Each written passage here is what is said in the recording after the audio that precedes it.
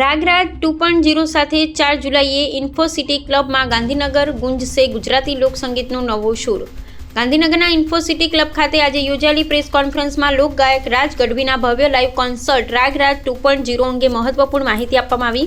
આ ભવ્ય સંગીતમય કાર્યક્રમ 4 જુલાઈ સાંજે 7 વાગે ઇન્ફોસિટી ક્લબ ગાંધીનગર ખાતે યોજાશે. કાર્યક્રમમાં ગુજરાતી લોકસંગીતને આધુનિક સંગીત સાથે અનોખી રીતે રજૂ કરવામાં આવશે.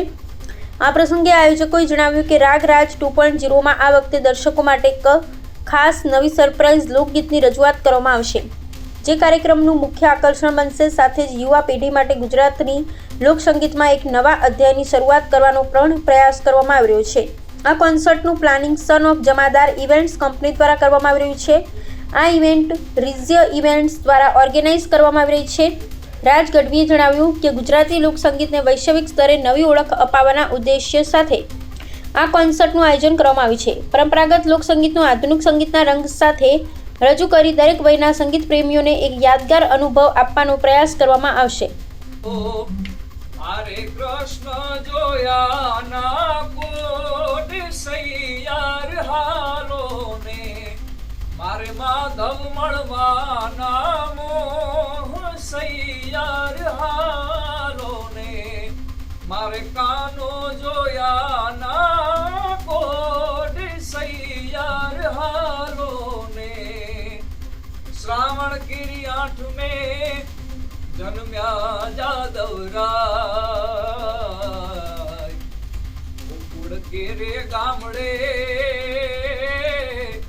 આજ સૌના હૈયે હરખનો માઈ સૈયાર હાલો ને મારે કૃષ્ણ જોયા ના કોડી સૈયાર હાલો ને.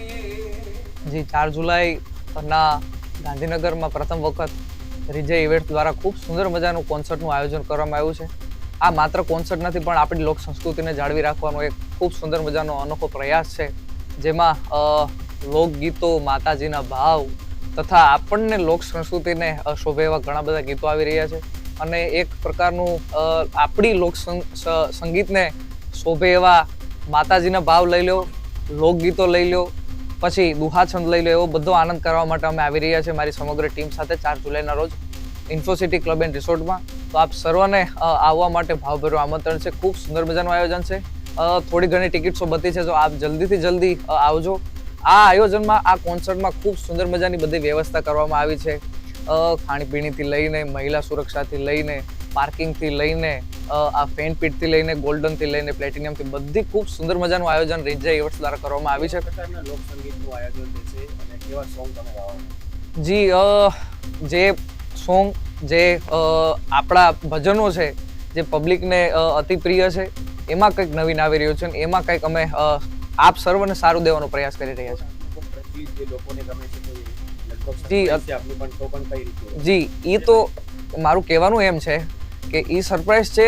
હું તમને ખાલી એટલું કહેવા માંગીશ કે એ આપણી લોક સંસ્કૃતિને શોભે એવું લોકગીત છે, અને જે લોકગીત ખૂબ જૂનું છે અને આપ સર્વને એટલું પ્રિય છે, જે હું સ્ટેજ ઉપરથી ગાઈશ એટલે આપ સૌ એને નિહાળશો અને ચોક્કસપણે મને ખાતરી છે કે આપ સૌ એ ગીત ઉપર પ્રેમ આપશો જ.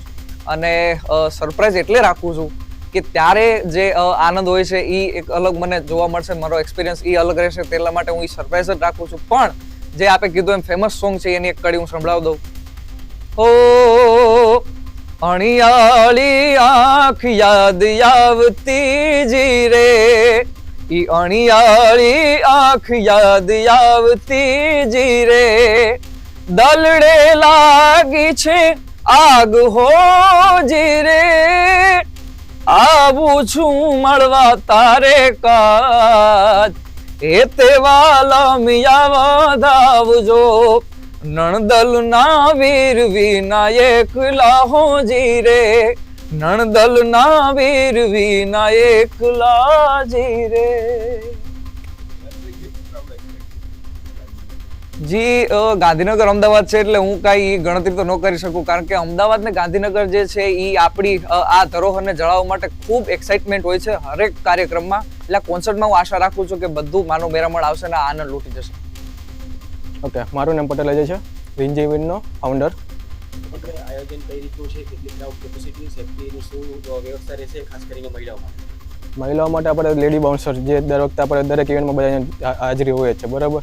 અને પ્લસ કે સેફ્ટી માટે કે આપણે સારા એવા બાઉન્સર છે જે સૌનો જમાદાર કરીને છે, એ લોકોનું બાઉન્સરની ટીમ આપણે રાખેલી છે. અને પ્લસ કે આપણે જે ટિકિટ ક્રાઉડ જે છે આપણે એક્સપેક્ટ આપણે ગ્રાઉન્ડ કેપેસિટી 10,000ની છે, પણ જેટલું મેક્સિમમ વધારે થાય તો આપણે કંઈક બીજો ગ્રાઉન્ડ સિલેક્ટ ના કરવો પડે ને કંઈ બાજુનું આપણે છે મોટું ગ્રાઉન્ડ, પણ આપણે 10,000 ક્રાઉડની કેપેસિટી છે ગ્રાઉન્ડ. આયોજનનો વિચાર કઈ રીતના આવ્યો છે? આ સમયમાં આયોજન, આ દિવસનું આયોજન છે, શું મેસેજ લેવા માટે આયોજન છે અને કઈ રીતનું છે? મેસેજ લેવા માટે જ છે. અને આયોજનમાં રાજભાઈને આપણે એટલે બુક કર્યા કારણ કે મારું ને રાજભાઈનું નેટું એક જ છે જુનાગઢ, જે રાજભાઈને અત્યારે ખબર પડી રહી છે. અને આયોજન આપણે ગુજરાતી ધરોહરને ધ્યાનમાં રાખીને જ કર્યું છે. જે ઇન્ફોસિટીની આજુબાજુ નિયરમાં કોઈ ગુજરાતી ધરોહરમાં આપણે કોઈ કોન્સર્ટ થયો નથી, બરાબર. તો આપણે ક્રાઉડ એક્સપર્ટ એ જ છે કે ગુજરાતી લોકો આપણે આ ઇવેન્ટમાં આવીએ. નમસ્કાર મિત્રો, હું આપનો દોસ્ત રાજ ગઢવી. આપના ગાંધીનગરમાં અમદાવાદમાં હું લઈને આવી રહ્યો છું રાગરાજ 2.0, જેનું લોકેશન છે ઇન્ફોસિટી ક્લબ એન્ડ રિસોર્ટમાં. 4 જુલાઈના રોજ રાત્રે સાંજે 7 વાગે. તો આપ સર્વને પધારવા માટે ભર્યું આમંત્રણ છે. હજી જો ટિકિટ ના લીધી હોય તો આપનો રાગરાજ, આપનું વાલમ આપ સર્વની રાહ જોવે છે. જલ્દીથી જલ્દી આપની ટિકિટ લઈ લો, કારણ કે માત્ર થોડી ઘણી ટિકિટ વધી છે. મળીએ છીએ 4 જુલાઈના રોજ. જી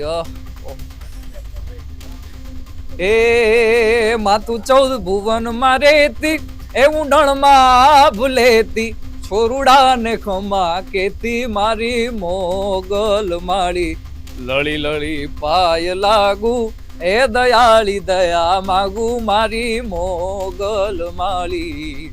રાહ રહેશે આપ સર્વની 4 જુલાઈના રોજ.